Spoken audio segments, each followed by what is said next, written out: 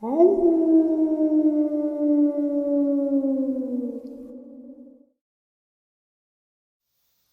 and salutations, everyone. I hope everyone is still doing well, and welcome to tonight's second half. Before we jump into it, a couple quick links. As many of you know, I rely on Patreon, PayPal, channel membership, and the merch to help the channel to continue to grow and go.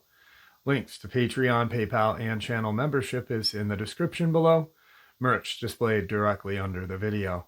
Also, Dogman Frightening Encounters, Volume 1 through 3, the audiobook versions. They were written and researched by Tom Lyons, narrated and produced by me, Jeff Nadolny. Those audiobooks are available on Audible, Amazon, and iTunes, links to which are also in the description as well. And finally, last but definitely not least, if you'd really like to help support the channel to continue to grow and go, simply subscribe. It does not cost a cent. Click the like button, takes half a second. If you don't want to miss out on any of the informative uploads that I put out daily, click that bell icon, and folks, please leave a comment.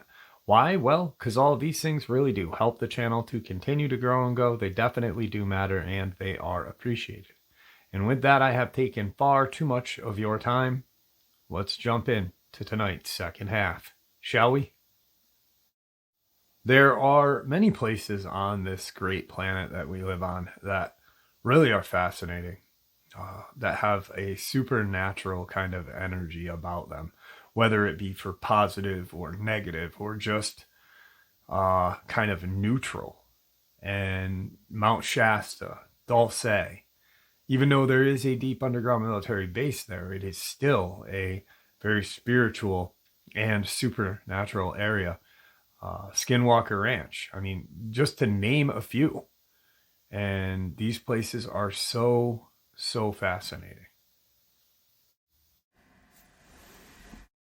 All right, guys. So I mentioned Skinwalker Ranch, and I did that for a reason.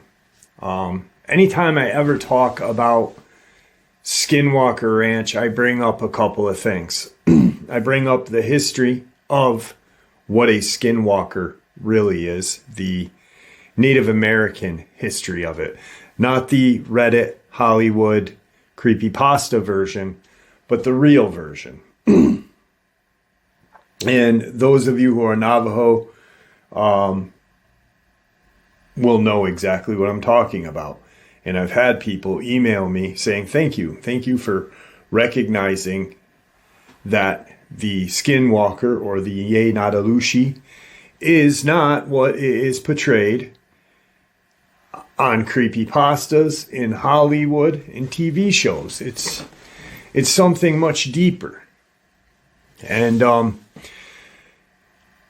also, I talk about this portal that was opened up just outside of Skinwalker Ranch. There's a hunter, and he was sitting on this kind of ridge off a ways, just watching. He had some game in his sight, but he didn't shoot that day because he just wasn't in the mood. You know, he was more in the mood to be outside. And as he's sitting there watching this ridge or this kind of canyon below him, not really a canyon, just, you know, a hill and a lower part of the section, he sees this kind of blackness just form, and it just, and out drops this just terrifying creature. It didn't look like a Dogman, it didn't look like a Bigfoot, it didn't look like a crawler, it looked like nothing what we, when we talk about cryptids, think, you know, this thing obviously came from a completely alternate dimension. And he saw it and it dropped out, and the thing, it didn't look at him, it didn't know it didn't even know he was there. It just dropped out and phew, gone. And he sat for a second out of fear and confusion, and he looked, but he couldn't see into the portal. And it closed, and he got up and went the other way.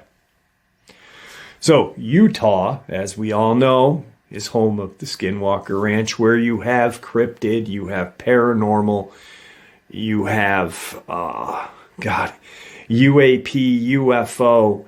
You know, when I say paranormal, I shouldn't just say paranormal. You have ghosts, you have entities. It's just an assortment of terror. And one of the few places that we know of that contains all of these,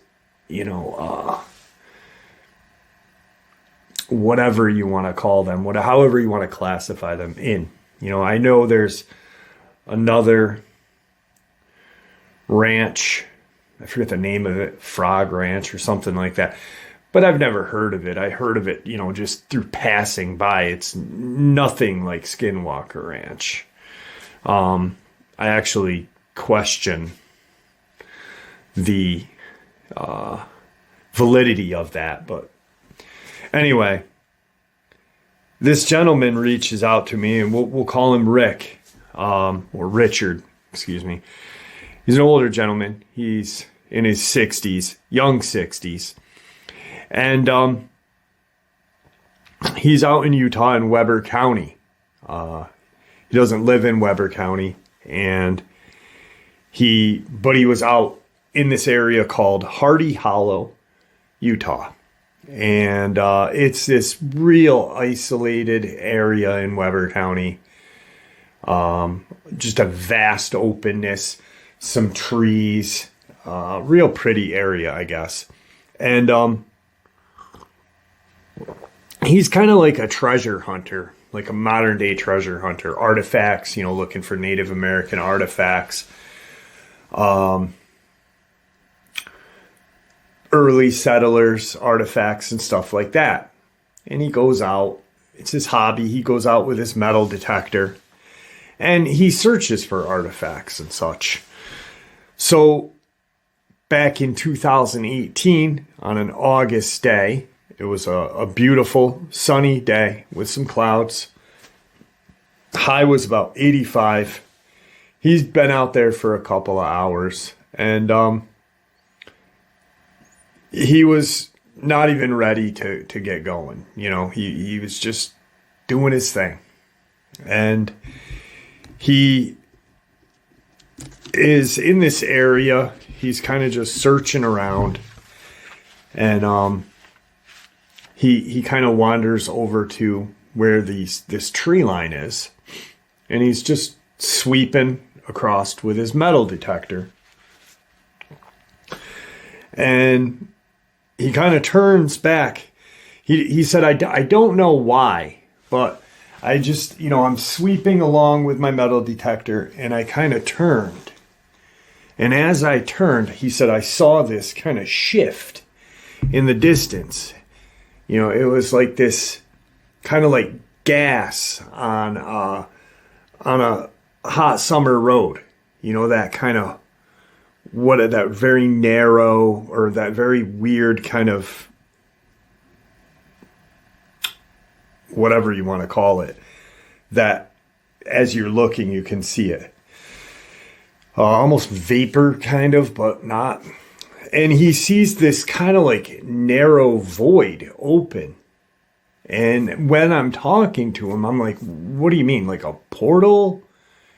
And he's like, no. He goes, I don't want to go too far on that right now, but it was different than what a portal would look like. He said it was almost like a tear in the distance. And at first he thinks he's hallucinating. He's like, have I been out here? It's not that hot. Have I been out? I know I've drank enough water. I don't drink alcohol. I don't do any kind of mind-altering substances. And so he's like, what the hell is this? And what he sees as he's looking at kind of like this void, and it looked almost like an invisible door is on one side and a wall is on the other, and it kind of opens, kind of like that. And what he sees, he says, I see this creature that was very similar to the werewolves on the Underworld movies. It was a darkish gray colored. Maybe it had a little black in it, but it was very, not silver, but a very dark gray. And it was huge. He said it was at least 8 feet in height. Its shoulder width was huge. He said as I'm looking at this thing, it was crazy to imagine this thing fit through this narrow void because its shoulders were so big. Nothing at this time that he's seeing is making sense in his brain at all. And, he's trying to figure out exactly what he is seeing. What seems like minutes is just a couple of seconds. The creature has not taken notice of him at this point. And all of a sudden, he hears this noise. And how he described it, it was not high-pitched. It was this body-shaking, deep noise that erupted. It felt deep, almost like if you get close to anyone my age and maybe younger, heck, maybe everybody will know. But when I was growing up, the big thing in the early 90s was bass in a car. The more bass you had, the better you felt about your car. It didn't matter if it was vibrating every bolt loose out of your car. But as long as it was, you could have that, the bass could sound good, but that vibration just ruined it. But that you felt it in your chest, And that's the noise he kind of felt. And as he's trying to describe it, he said, I can't explain it because it's unimaginable to have a noise have a feeling. He said, I've heard people describe infrasound. He said, and I can almost imagine what that would be like, but this was just something so unusual to my body and how it felt. Now, at this point, he kind of stops talking for a second. He says, I know that you have spoken to a lot of people and you've probably heard people say, this is going to sound strange, but it is what happened. And he did. He said, how I have never been able to explain or share what happened with anyone other than my wife, because I knew if I told anybody that I would probably end up in behavioral health unit. MHU. And he then proceeds to tell me. So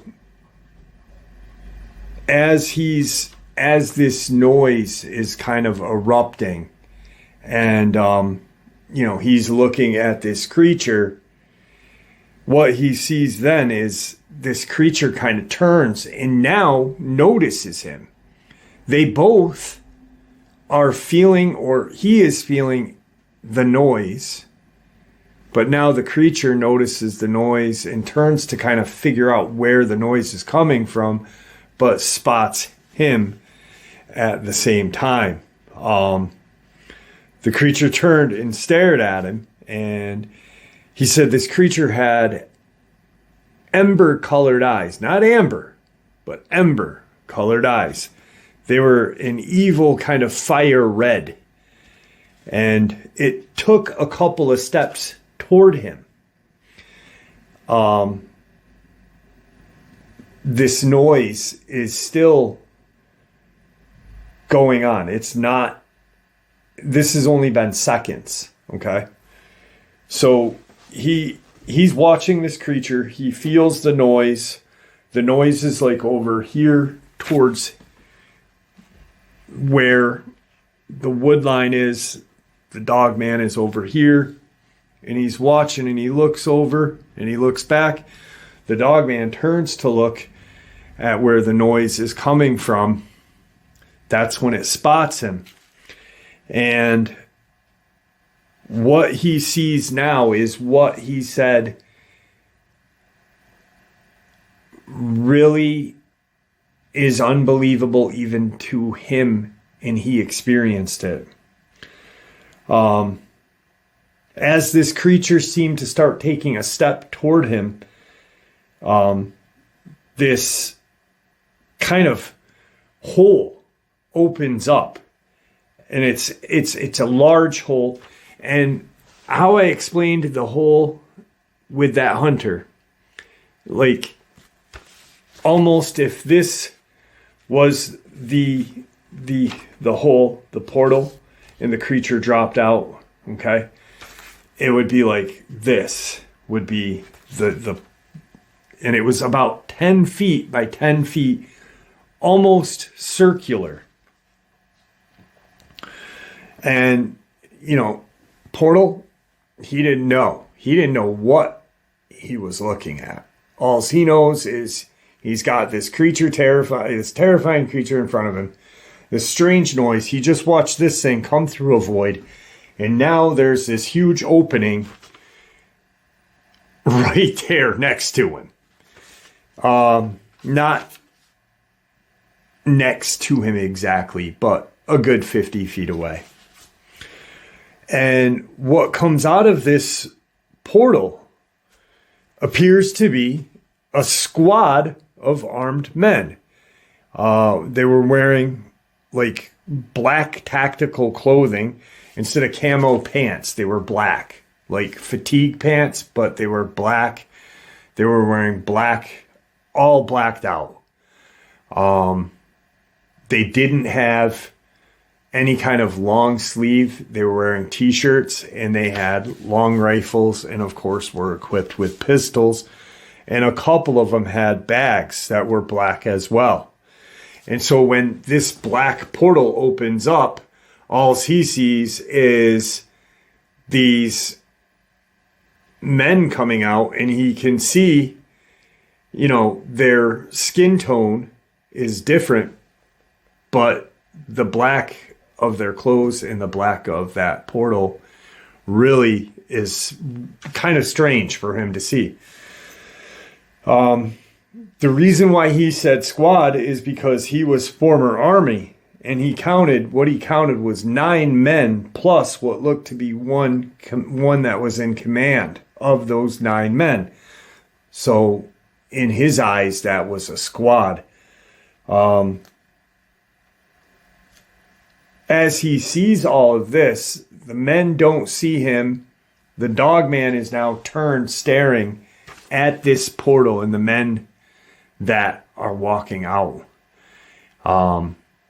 He steps back into the woods behind some brush and some wood, a patch of trees, to hide, essentially. He had no idea what was going on. He and his eyes were like, maybe I'm hallucinating this. I don't know what the hell is going on, but this is scary. I'm turning 60. He's now 60s, in his 60s, but he was turning 60 in the general vicinity of this time. Never had anything like this happen. Always, he said his most stressful day since he retired was when it rained and he was stuck indoors with his wife and he couldn't go outside and do his hobbies. So, this is mind-blowing for this gentleman. The Dogman at this point is now looking away from him and is staring at these men. It's growling and snarling at them. And it appears to him that it has seen these men before, because there is not kind of like a cock of the head, like, who the hell are you? What's going on? It's instantaneous, like, you are my enemy. You are my enemy, and I know who you are and why you're here. It drops down onto all fours and it starts to run kind of like northwest towards the mountains. And he is set back into the trees now. He's kneeling down. He's got his metal detector with him, his bag, everything. And he's just crouched in this brush line. These men open fire. And as he's hiding in this grouping of trees, he at this point isn't aware if they can see him or not. And, that's really something he's thinking, these guys are what is this thing that I'm looking at? Now these guys just came out of this hole in the atmosphere, and now they're shooting at this monster. Am I next? As the creature's running, they open fire, and the creature drops. It dropped, and he said when it dropped, it made this kind of whine, this real sad whine. He, growing up, being a little older than me, a lot older than me, but he grew up on like black and white Lassie and stuff. And he said it was that whine, like that, just when a dog is in pain. He goes, I felt bad for it at first when I heard that one whine. And he said, I knew it was dead. He said the men ran over to the creature, and the one that was in charge of everyone looks at the creature and puts a round into its head or face, either or. They were about a half a football field away, at this point, because that's the creature just gone, and they opened fire as they're running. So he can't hear what they're saying. He can hear them talking to each other, but he's making bits and pieces out.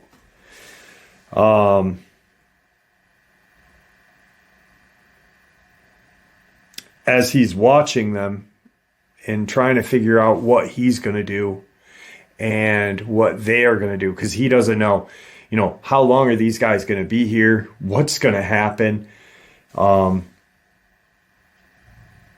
He thinks that now, right at this point, he's like, I'm busted, because one of the soldiers is now walking back towards my area. As this soldier is walking by him in this brush pile, he realizes that the soldier went and picked up 2 black packs. And he notices on the right shoulder of the soldier that there is an American flag. And that's something that always stuck with him, because he's just like, this is just so bizarre. You know, being former Army, knowing that the flag goes on the right shoulder, and why the flag goes on the right shoulder, and why the stars are facing towards, you know, the way you're running. He's like, I wonder if there's some kind of special force that deals with this, you know, because now we hear Space Force, and, you know, what do we need Space Force for? Obviously, we know what we need Space Force for, but he is, you know, just petrified. You know, he sees him walk by, notices the flag, and he gets a little feeling of pride, but fear at the same sense, because he's scared. His legs are sore from how he's kneeling down, and the soldier picks up the packs. Now the soldier has the packs, and he's walking back towards where the rest of his group of men are. And very briefly, as Richard is watching all of this, you know, looking down that way, looking to see where the guy is, he sees the guy walk by slow, and very quickly the soldier turns his head and looks directly in the area. He's not sure if he could see him 100% or if he caught Richard hiding out of the corner of his eye initially when they first came out of that portal. But he went and walked back to where his men were. By the time that soldier got back to where the men were, they had the creature in what appeared to be a large kind of body bag, and the creature was picked up by 6 men, 2 in the front, 2 in the middle, 2 in the back. And all of a sudden, that feeling, that noise came back. And as quick as this all started and happened, that portal opened up in front of those men, and they walked into it and were gone. They walked in with this creature bagged up and into the portal. The whole event couldn't have lasted longer than, 7 to 10 minutes, if that. And he honestly doesn't know, because his watch, he had an automatic watch that is self-winding when you move. And his watch stopped. These watches don't stop. Self-winding watches don't stop unless you leave it on your dresser for a couple of days.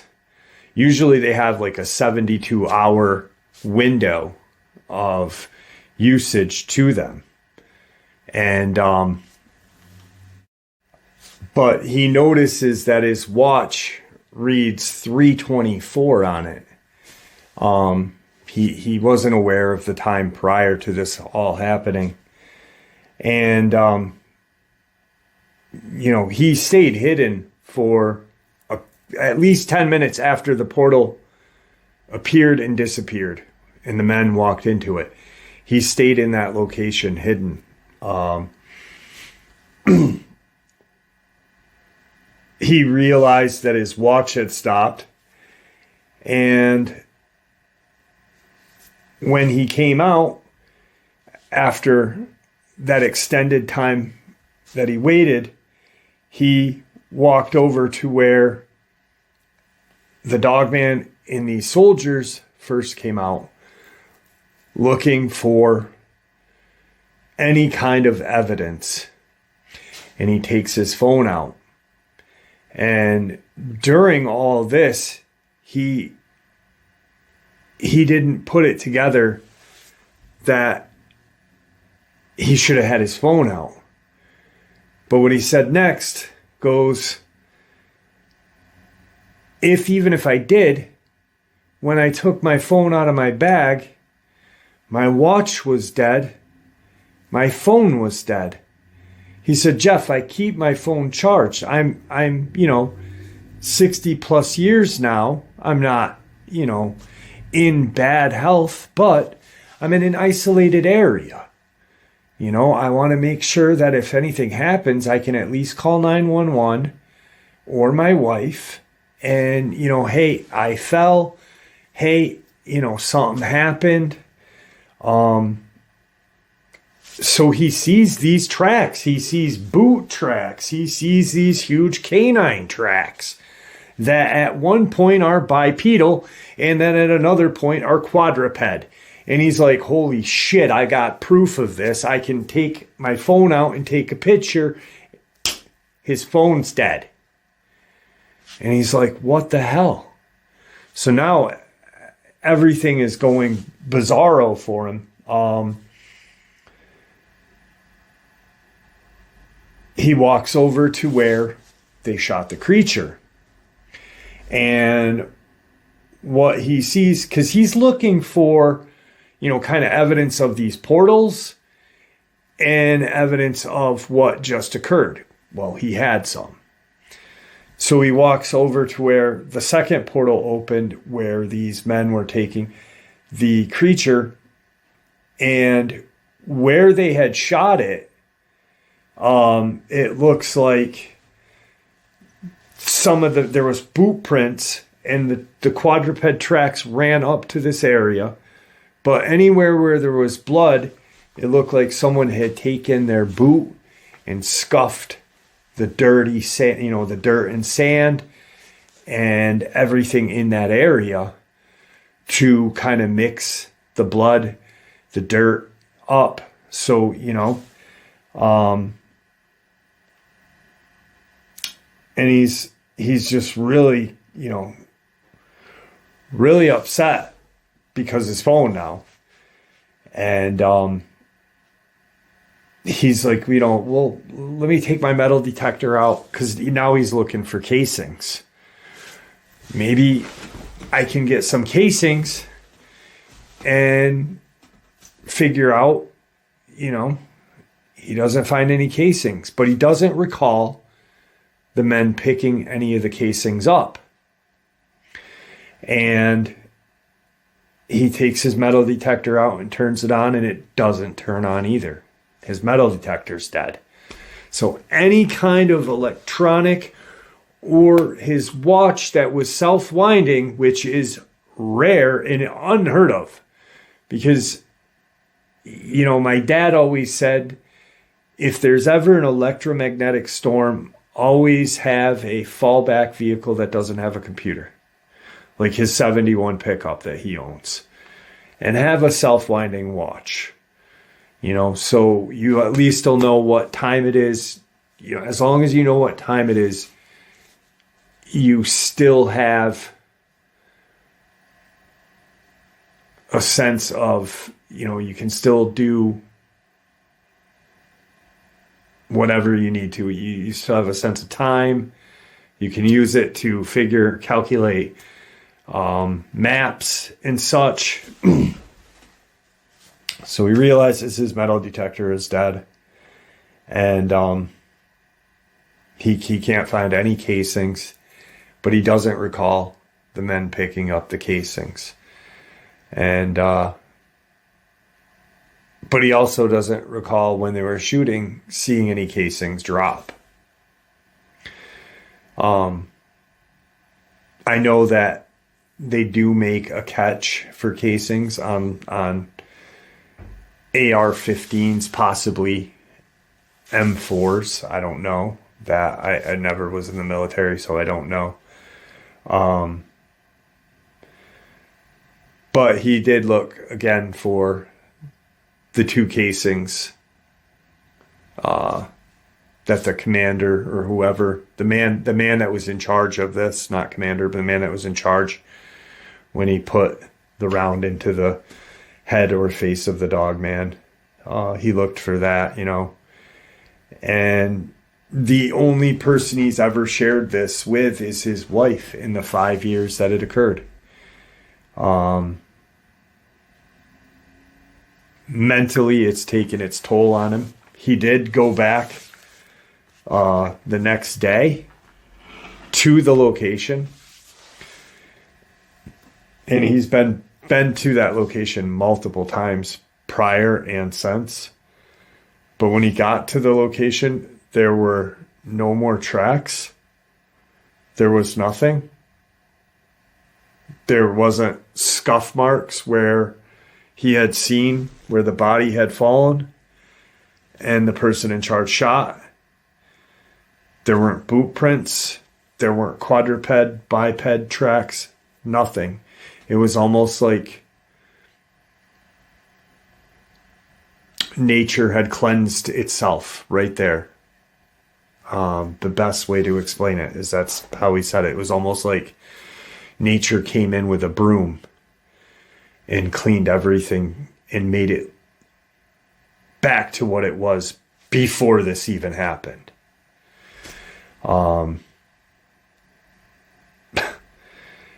And I thought that blew me away because of the experience that hunter had seen, and numerous accounts of portals, kind of openings in Skinwalker Ranch area. There's the farmer, him and his wife. So a farmer, not on Skinwalker Ranch, but a ranch near Skinwalker Ranch. Him and his wife were out tagging calves with the ear tags. And they walk, they'd tag, they'd walk, they'd tag. Well, they had just tagged a calf, and the mother cow was not happy because the calf was making a racket when they did tag it. So as they're walking to the next calf, they hear the mother calf or the mother cow kind of, start bellowing more, and, they turn around. Mind you, they've only walked like 200 feet. So they tagged and walked. And they turn around and they see the mother cow there, but the calf is not, right? And they're like, what the hell? Where the hell is the calf? And they're like, maybe it's behind her. They end up walking over, and what they see is the filleted carcass of this calf lying in this grass. And they knew it was that calf because of its ear tag. But it was like surgically filleted. But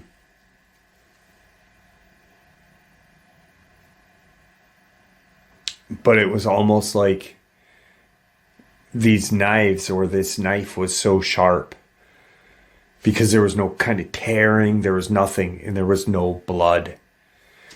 And I've always thought that whatever did that came out of a portal and did it and dropped it back to where it was. I don't know. But that's just another strange thing that's happened in that area in Utah. And, you know, with the real historical accounts of Skinwalker, Yenadalushi, and what they really were and what they really did. You can Google it, and I urge you to.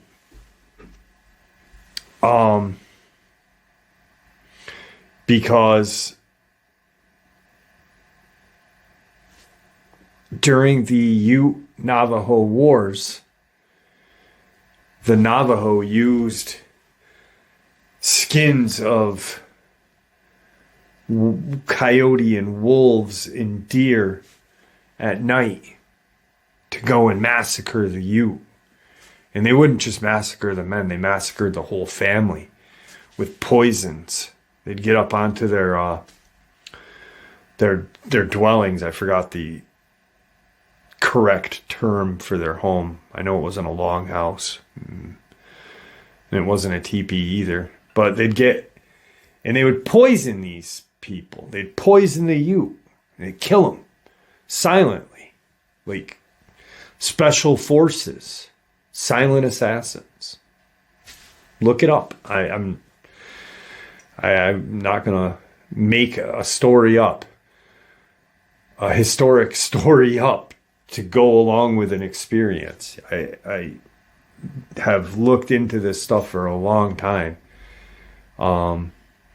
It's crazy. It's crazy. And that area of Utah is just, it's something different.